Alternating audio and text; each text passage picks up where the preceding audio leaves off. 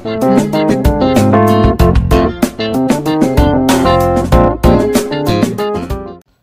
araw sa lahat ng ating viewers at subscribers na sumusubaybay sa Recontech channel.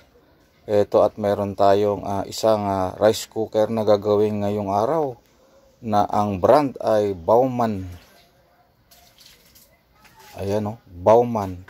Isang hindi kilalang brand pero bibihira lang to sa Pilipinas. Ibig sabihin ay may mataas na quality din ang rice cooker na ito.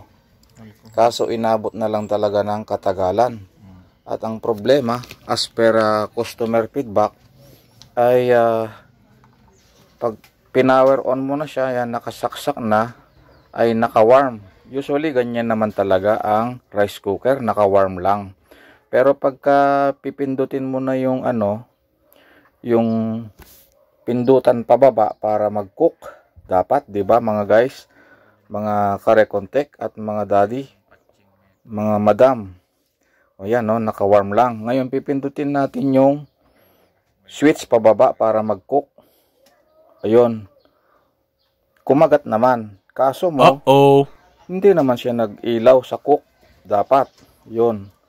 So yan guys at mga viewers ko na ang problema ng rice cooker na ito. Ngayon, kung interesado kayo na malaman kung ano yung solusyon para dito, ay subaybayan nyo ang video na to at maigsi lang naman. Mga 12 to 14 minutes lang ito ay matututo na kayong gumawa. At masusolusyon na ninyo ang inyong rice cooker kung sakaling ganito rin yung nagiging problema ng rice cooker nyo. So ito, wag na nating patagalin. Isang tornilyo, then ikat lang natin para mabilis ang pagbabaklas. Huwag na natin na ubusin pa. Sabi ko nga, isa lang O, ayan na. Tapos na. Nabuksan ko na. Ayun. So, ayan na nga. Mapapansin nyo dito, mayroon yan na natutuunan ng switch. Ayan. Yan. Pinipindot na yan. Mayroon doon malapit sa may pindutan, mayroon dyan na contact point. So madalas yung mga daddy lang yung nakakaalam nito at yung mga newbie rin na technician ay ngayon nyo lang ba nakita tong part na ito ng rice cooker. Mayroon dyan na natutuunan ng switch, yung itinutulak-tulak na arm, yung gumagalaw na arm sa gitna, ay meron yan switch na itinataas baba, taas baba dyan sa malapit sa itinuturo ko dyan, mayroon switch dyan. Yun yung tetestingin natin kung mayroon bang continuity. Dapat pagka binaba mong ganun, magdidikit na yung dalawa so magkakaroon dapat ng continuity. So sa nakita natin ay walang response yung ating multimeter. Naka-continuity tayo So dapat pagka may contact na yung dalawa na contact point sa ilalim, ay magkakaroon po ng buzzer or sound. Ayun, dapat, diba? Itinulak ko lang na sa pilitan yun So ngayon, ang gagawin natin dyan ay lilihain natin, or ang gagamitin ko na lang ay flat file, yung kikil ba. Sa normal na switch kasi wala akong makuha. Yan. Tanggalin natin yan. Bubunutin natin yan palabas. Yan. Tatanggalin natin yung connection. Dalawang tornilyo doon sa pihitan. Meron yan mga guys. O mga newbie. Kita nyo ba?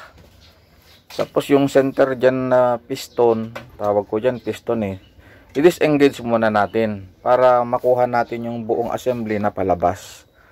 So ito. Uunatin mo lang naman yan guys Meron yan letter V o letter U na slot. Yan. Doon mo lang din isusunod yung pinakalock niya para matanggal mo yung pinaka magnet piston. Meron yan magnet piston sa gitna. Tanggalin muna natin. So ganun yung pagtanggal yung mga newbie at mga viewers ko na nanonood ngayon, para kayo man din ay magawa nyo sa bahay lang. Simple lang naman ito Pag nalihan mo na po yung contact dyan o nagamitan mo ng pangkikil na maliit at magkaroon na ng magandang contact point, ayun, gagana na po yan. So baybayan nyo po kung paano natin gagawin para hindi puro kwento lang. Makita nyo po yan sa actual na paano natin gagawin. Siyempre, pinapakita rin ni Recontech yung mga bagay na dapat babaklasin. May dalawang tornilyo dyan na maliliit. Tapos yung mga wirings dyan na magkakasama, tatandaan nyo lang pagka tinanggal nyo na po yung wiring mamaya, ay tatandaan nyo yung magkakasama lang. Ganun nyo din ibabalik. Ganun lang, huwag kayong kakabahan. Basta pagsasama-samahin nyo lang yung mga dapat magkakasama sa isang kabitan. Tingnan nyo mamaya po. Ayan, konting-konting ingat lang. Ayan na, halos may hila na. Pero hindi kasi mailalabas hanggat di mo tinatanggal yan itinuturo ni Mr. Recontech. So, kailangan tanggalin mo yan. Dahil masikip siya, oops, medyo bumakwas nga ng konti eh. So, kailangan ng pangontra. Kukuha tayo ng long nose. Yan, long nose. Saka natin ngayon, bibirahin na pagtanggal ng tornilyo. Ito mo, masikip. Masikip yan kasi, nag-engage na yung dalawa. Ikaw ba naman mainitan lagi? So, yan, natanggal na. So, wait lang ninyo. Kung paano natin ayusin to. Pakikinabangan nyo po to mga guys at mga viewers. Kung paano maaayos yung rice cooker na hindi nagkukuk. Naka-warm lang. Kahit bumaba na yung switch, as you can see dun sa unahan ng video, ay ayaw pa rin mag-cook dahil po dito sa contact point. Yan, tuturo ko po sa inyo yung contact point na dapat nating lihain. So, meron akong flat file. Yan, pangkikil yan. Tinuturo na, yun, no? Yun. Meron po yan contact point ang tawag dyan, magkabanggaan. Yan, in between, meron yan contact point. So, ating lilinisin kasi nagkaroon ng corrosion. Pagka may corrosion, pure contact na po yon, hindi siya makakuha ng kuryente. Tingnan nyo ang gagawin ni Mr. Recontech. Pwede naman liha yan, yung medyo magaspang. Yung 600, ganon. Di kaya 1,000 na klase ng liha. Para makaskas po yung contact point. Magkakaroon siya ng magandang contact. So, ayun. Natanggal na yung dumi. Sa gaspang ba naman ng pangkikil na yan. Tapos, ito, titignan natin uli. Pero kahit wala po kayong tester, pwede naman nyo pong makita yan visually kung magkalapat sila ng maayos. Hindi yung nakatabingi yung isa, tapos yung ibabaw po kasi ay manipis lang. Yung pinakailalim po niyan ay matigas. So, yung pinakaibabaw po yung inyong pipihitin kung tabingi. Dapat flat na flat yan. Para bang dalawang benching ko na pag pinagpatong mo, ganun dapat ka-flat yung pagka-contact ng dalawa. Yun yung good contact. So, ito, titignan na natin yung kanyang continuity kung nagko-contact na ba ng ayun, nag-response na po, di ba? Ayun, no, gumalaw na yung ating multimeter. So, ibig sabihin, may contact na siya agad. Nalinis lang siya. So, ibabalik na natin. Pero hindi pa rin ako nakontento sa inyo kasi hindi nyo masyadong nakita yung itinuturo kong contact. Ayan, yan. Parang may bakal dyan na manipis yun, no, yun. Yung itinutulak ni Mr. Recontech. So, ayan, yung dapat ninyong lihain. Okay. Naintindihan ba mga guys? So, ito na. Ikakabit na natin para sa testing na tayo.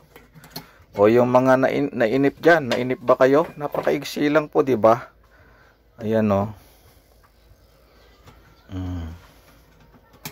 Dito na tayo sa patotoo kung nag-work ba talaga yung ating ginawang paglilinis lang ng contact point. Dahil hindi po umiinit yung rice cooker.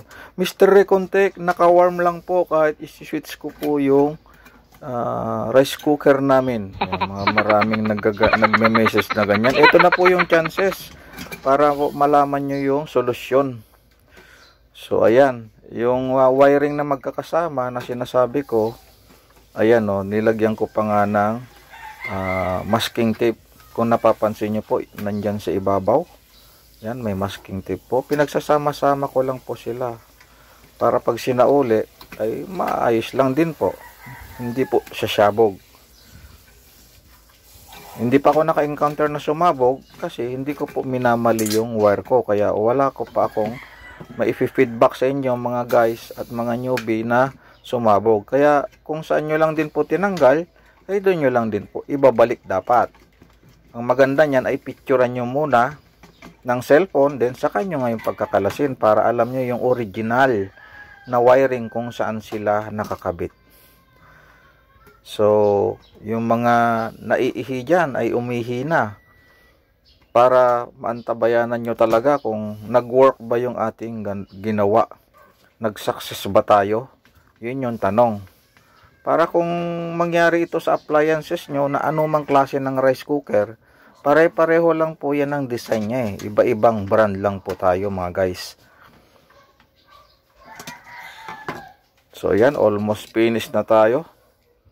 Meron na lang tayong nalalabing 3 minuto dahil 11 minutes and 16 seconds na po ito sa part na to. At meron na lang tayong 3 minutes mahigit dahil 14 minutes lang po ang total ng video na ito. O ayan, 3 sila magkakasama. Yun, sila lang din yung magkakasama. Yun, yung white, blue at saka yung white na malaki. Yan, sila yung magkakasama sa isang terminal. Di ko na alam kung anong terminal man yung basta malapit sa switch na terminal. Tandaan nyo na lang. As may yung sinabi ko sa inyo na precaution mga guys ay yun talaga yung dapat nyong gawin para hindi po kayo malilito sa wiring.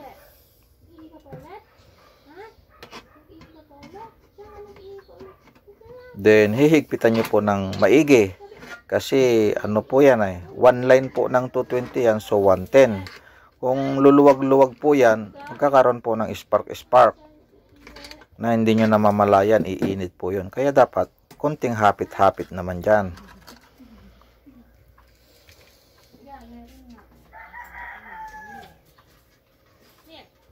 So, ito na yung last na part ng wiring. 3 din yan magkakasama din.